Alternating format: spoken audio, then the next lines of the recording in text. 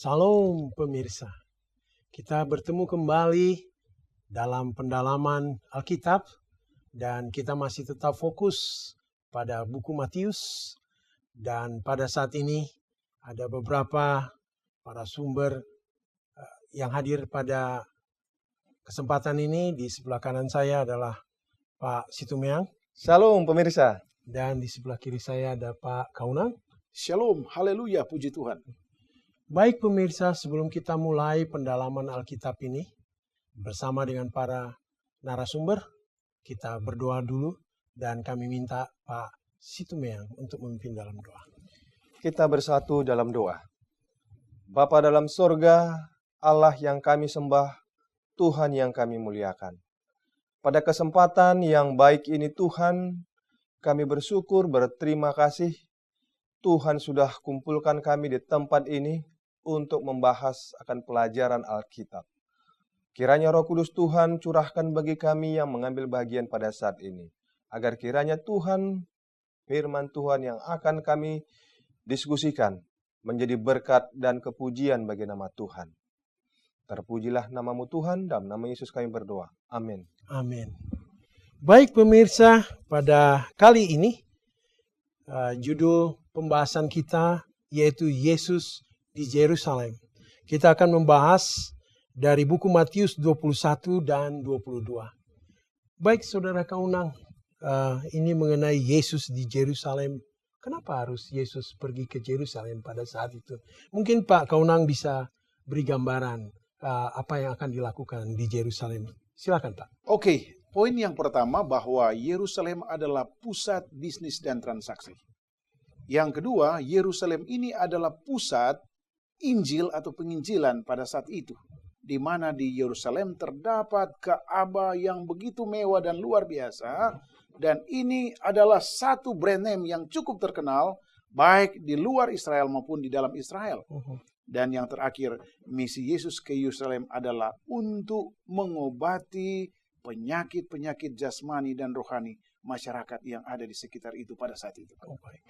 Terima kasih Pak. Mungkin Pak Situmeang ada tambahan apa sebetulnya ini, mungkin gambaran lebih luas lagi mengenai Yesus di Yerusalem. Baik, terima kasih Pak Darwis.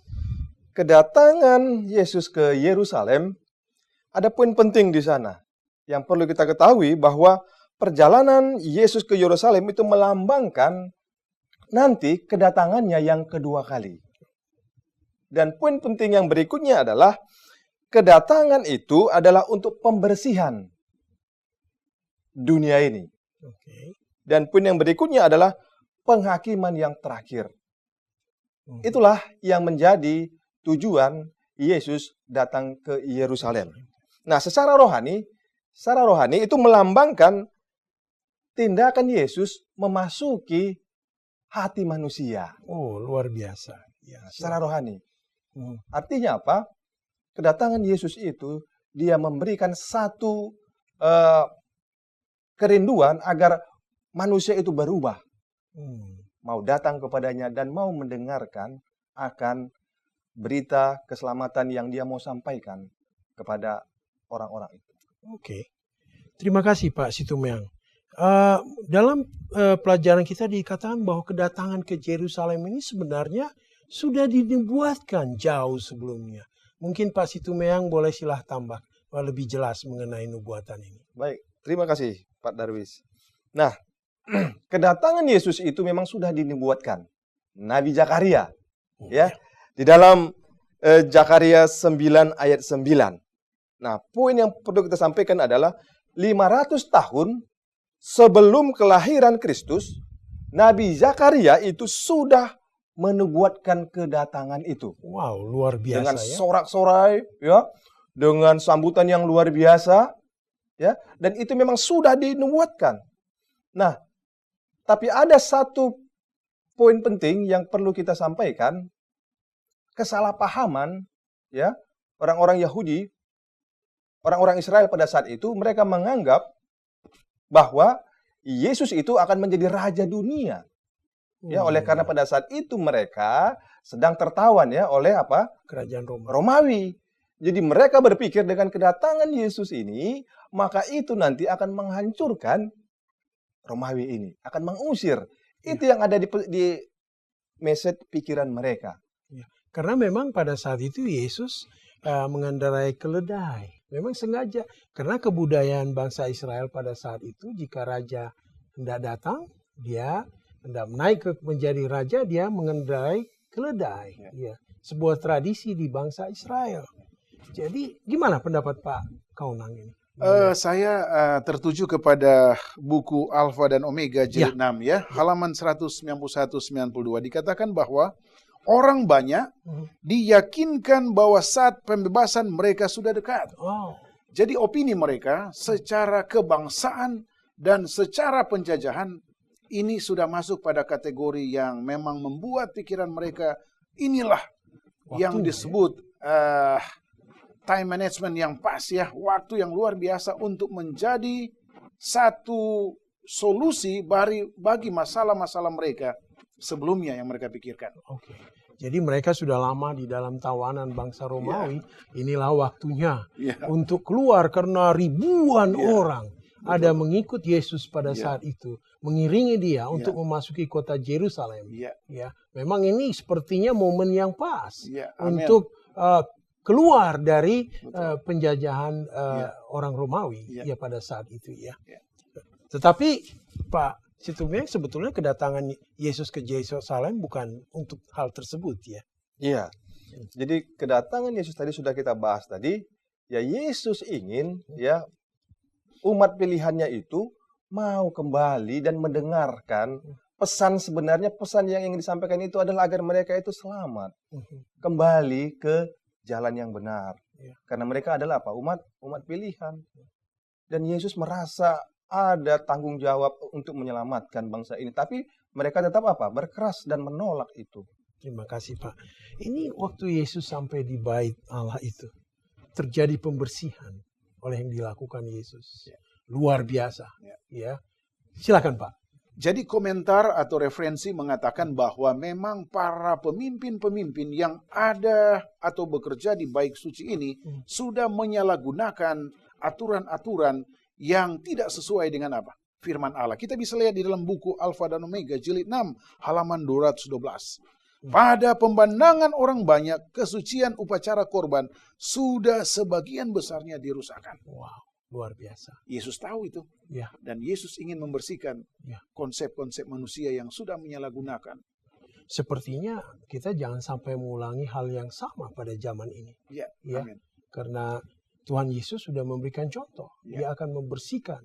Karena itu adalah rumah Bapaknya. Tempat yang suci. Yang harus dijaga dengan baik. Betul. Sebaiknya juga kita gereja pada saat ini harus menjaga kesucian itu ya. Betul. Pak Kaunang. Salam. Kami dari ASI Jakarta ingin mengajak saudara-saudari bergabung dengan organisasi ASI Jakarta. ASI adalah singkatan dari Adventist Layman Service and Industry.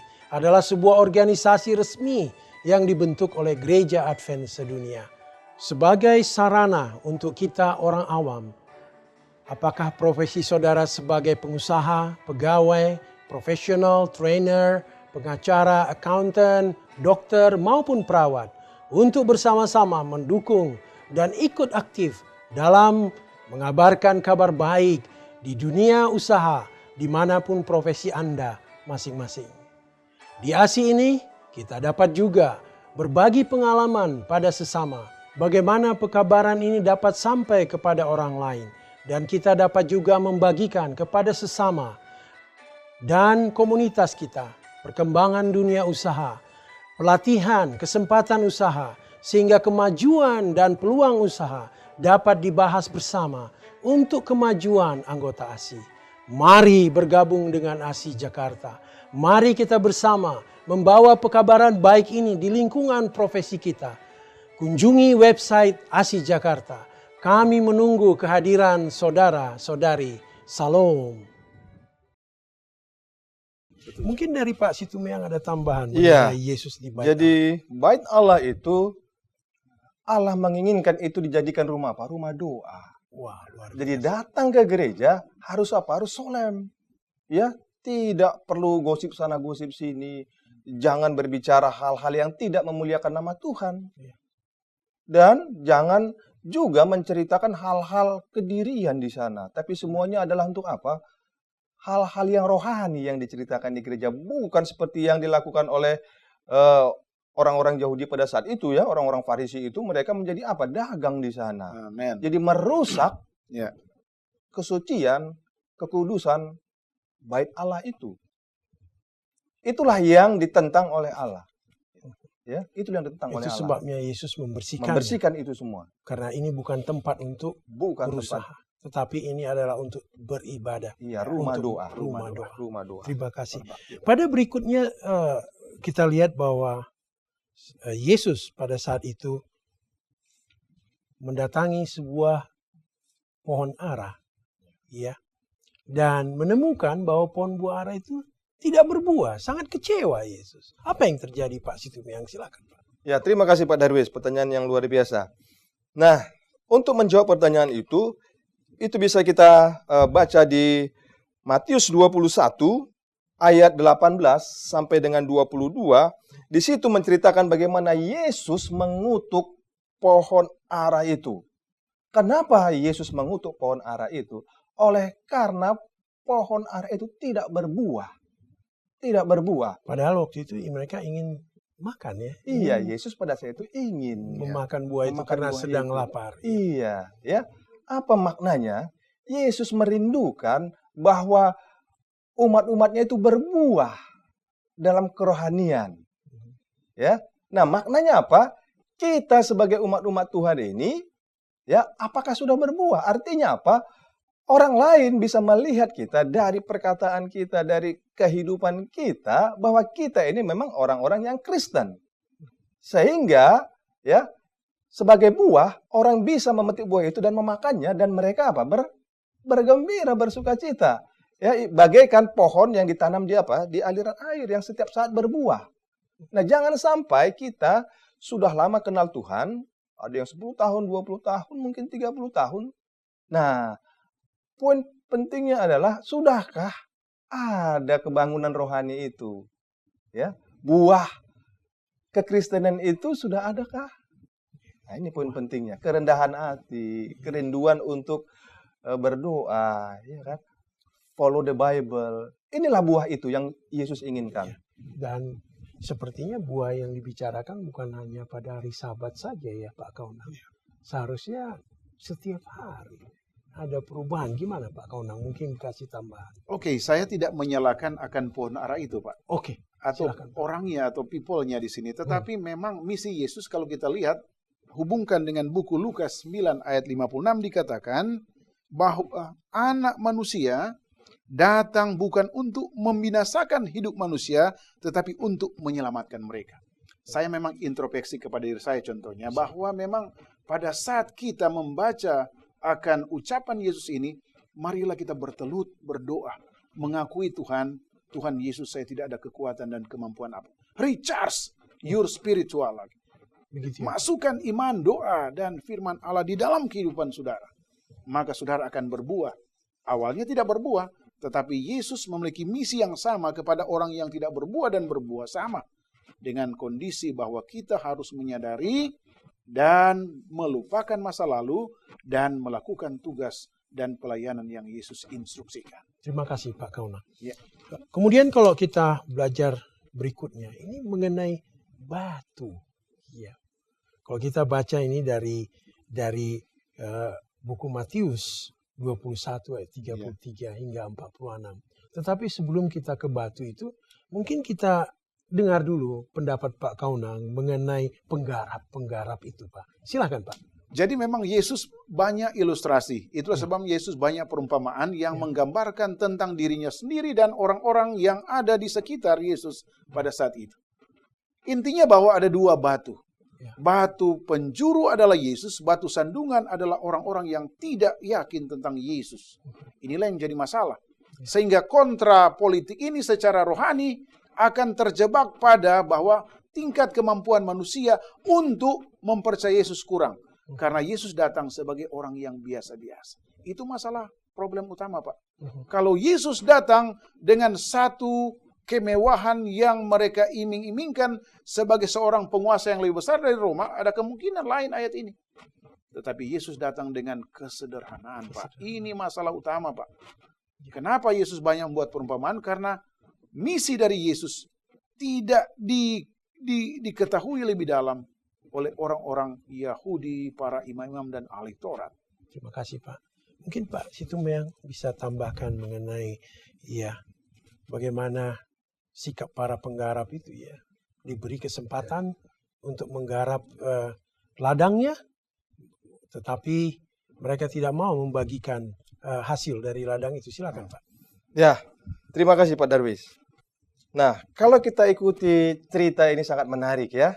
Kita baca dari kitab Matius 21 ayat 33 sampai dengan 46. Ya. Itu menceritakan ya begitu luasnya bagaimana penggarap kebun anggur tersebut. Ya. Tuhan ya memberikan kesempatan kepada penggarap-penggarap ini untuk mengurus kebun anggur tersebut.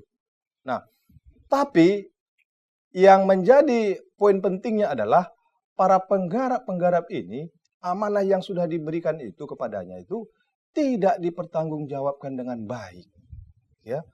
Malah mereka membuat sesuatu hal-hal yang membuat pemilik tuan kebun anggur itu menjadi marah. Oleh karena apa? Hamba-hamba yang dia suruh dia utus itu malah dia dihakimi, disiksa. Dia kirim lagi hamba yang berikutnya lebih banyak, sama juga perilaku yang dilakukan. Dan terakhirnya adalah langsung anak dari pemilik itu yang diutus. Dan itu juga dibunuh. Luar biasa. Artinya apa? Hamba-hamba Tuhan, ya, penginjil-penginjil, nabi-nabi, rasul-rasul yang sudah diutus, ya, ditolak. Dan anak itu sendiri, yaitu Yesus sendiri juga ditolak, disiksa. Akhirnya dia mati di mana? Di kayu salib. Jadi ini suatu pelajaran yang luar biasa ya. Ya. Seharusnya kita boleh menerima pekabaran itu. Ya. Dan membuatnya itu bertumbuh. Dan berbuah. Wah, luar biasa. Pak Kaunang, ini mengenai pesta yang diberikan undangan kepada semua orang. Tetapi banyak sekali yang menolak, Pak Kaunang. Oke, saya bagi dua dalam hal. Yang pertama adalah referensi, dikatakan bukan semua orang yang berseru-seru kepada nama Allah akan diselamatkan. Ya, ini poin pertama. Ya. Ini memang nubuatan, ucapan dari para kealahan yang sudah diterjemahkan secara Alkitabiah. Ya. Yang kedua adalah memang agak susah nih. Prinsip di sini agak susah. Gimana, Pak? Memang ada orang yang meyakini seseorang karena dia memiliki harta, tahta, dan sebagainya. Image-nya dia lain dengan orang yang datang dengan biasa-biasa saja. Ya. Tetapi resolusi pelajaran kita saat ini adalah 3 hal. Ya. Yang pertama adalah memandang kepada salib itu. Di dalam salib itu ada Yesus. Dan inti pekabarannya adalah iman dan kasih karunia ada di dalam Yesus. Dalam Ibrani 11 ayat 1. Terima kasih, Pak. Ya. Ya, mungkin Pak Situmbayang boleh menambahkan mengenai undangan yang pada pesta itu. Ya, baik. Ingin saya tambahkan sedikit dari firman Tuhan dikatakan, ada satu statement, sebab banyak yang dipanggil tapi sedikit yang dipilih. Ya. Nah, undangan demi undangan sudah disampaikan oleh Yesus. Tapi itu juga ditolak. Diundang kembali. Tuhan masih beri kesempatan pertama. Tuhan masih beri kesempatan yang kedua. Tapi masih tetap ditolak. Yesus menginginkan pada saat berita kebenaran itu disampaikan, berita keselamatan itu disampaikan, jangan keraskan hatimu. Ya, mari buka telinga dan terima pekabaran itu. Oleh karena itulah yang akan menyelamatkan kita. Bila mana kita mau mendengarkan seruan dari Tuhan Yesus itu. Ada satu hal, Pak Situmbayang, di dalam pesta itu. Mengenai pakaian pesta. Ada seseorang yang tidak memakai pakaian pesta. Apa ini maksudnya? Baik, Silakan, puji Pak. Tuhan. Nah, orang yang tidak berpakaian pesta itu adalah orang yang mengaku Kristen, ya, tapi dalam kehidupannya tidak kelihatan dia adalah seorang Kristen. Artinya apa? Orang yang tidak memakai pakaian pesta itu adalah belum memakai kebenaran Kristus. Apa kebenaran Kristus itu? Itulah kebenaran ini, Injil Tuhan. Luar biasa. Nah, secara lebih dalam lagi bahwa dia mengaku Kristen, tapi sebenarnya bukan Kristen. Oleh karena apa tadi? Tidak ada buah kekristenan luar itu. biasa. Ya. Nah, yang berikutnya adalah tabiat mereka itu belum diperbaharui. Ya, mengaku Kristen tapi tabiatnya itu belum diperbaharui. Sehingga perlu dipakaikan jubah kebenaran Kristus itu. Ya. Jadi dengan jubah itu, kalau kita memakai jubah itu maka ada perubahan. Ada, ya. Bila mana kita hidupkan. Ya. Firman Amin. itu. Setuju. Sepertinya perubahan ini harus perlu di dalam kehidupan kita. Kalau kita sudah menerima Yesus di dalam kehidupan kita, maka perlu ada perubahan. Ya, kelihatan bahwa kita memang seorang Kristen yang benar. Salam, kami dari ASI Jakarta ingin mengajak saudara-saudari bergabung dengan organisasi ASI Jakarta. ASI adalah singkatan dari Adventist Layman Service and Industry, adalah sebuah organisasi resmi yang dibentuk oleh Gereja Advent sedunia. Sebagai sarana untuk kita orang awam, apakah profesi saudara sebagai pengusaha, pegawai, profesional, trainer, pengacara, accountant, dokter maupun perawat, untuk bersama-sama mendukung dan ikut aktif dalam mengabarkan kabar baik di dunia usaha dimanapun profesi Anda masing-masing. Di ASI ini kita dapat juga berbagi pengalaman pada sesama, bagaimana pekabaran ini dapat sampai kepada orang lain, dan kita dapat juga membagikan kepada sesama dan komunitas kita perkembangan dunia usaha, pelatihan, kesempatan usaha, sehingga kemajuan dan peluang usaha dapat dibahas bersama untuk kemajuan anggota ASI. Mari bergabung dengan ASI Jakarta. Mari kita bersama membawa pekabaran baik ini di lingkungan profesi kita. Kunjungi website ASI Jakarta. Kami menunggu kehadiran saudara-saudari. Salam. Mungkin ada tambahan dari Pak Kaunang. Silakan Pak. Saya mendukung pandangan dari kawan saya Pak Situ Meang. Silakan Pak. Dalam arti bahwa marilah kita berlomba-lomba mengikuti apa yang diinstruksikan oleh Yesus. Ya, karena Yesus katakan, marilah kepadaku semua yang berbeban berat dan sebagainya. Dan yang kedua adalah kerendahan hati. Dan yang ketiga adalah seperti yang Yesus katakan kepada seorang bahwa pergi dan jangan berbuat dosa lagi. Konsep-konsep sederhana yang bisa kita praktekkan pada saat kondisi di mana kita berada saat ini. Terima kasih Pak. Mungkin ada kesimpulan, dapat gambaran dari pelajaran kita, pendalaman Alkitab kita pada kali ini Pak. Silakan. Baik, Pak. terima kasih. Nah, poin yang paling penting mungkin dari pelajaran kita ini adalah kasih karunia Tuhan. Amin. Amin. Luar biasa, ya. Mhm. Apapun dosa kita, merah seperti kermiji akan dibuat putih seperti apa? Bulu domba. Bulu domba. Ya. Dan poin pentingnya juga adalah bahwa Tuhan sedang mengedangkan tangannya dari surga. Membuka undangan. Ya. Membuka undangan, dia mengedangkan tangannya dari surga. Adakah yang menyambutnya? Iya. Itulah kasih karunia. Iya. Ya. Ketika dia mengedangkan tangannya dari surga, mari kita sambut tangannya. Jadi bukan asal kasih karunia, tapi kasih karunia kalau tidak disambut juga, kita tidak akan memiliki kasih karunia itu. Tapi marilah pada saat Yesus sekarang mengedangkan tangannya dari surga, mari kita sambut tangan Tuhan itu. Maka kita beroleh kasih karunia itu. Amin. Luar biasa. Luar biasa. Pemirsa, diskusi kami mengatakan bahwa Tuhan masih membuka pintu buat kita semuanya. Kita diharapkan ada perubahan. Bukan hanya perubahan, tetapi kita berbuah.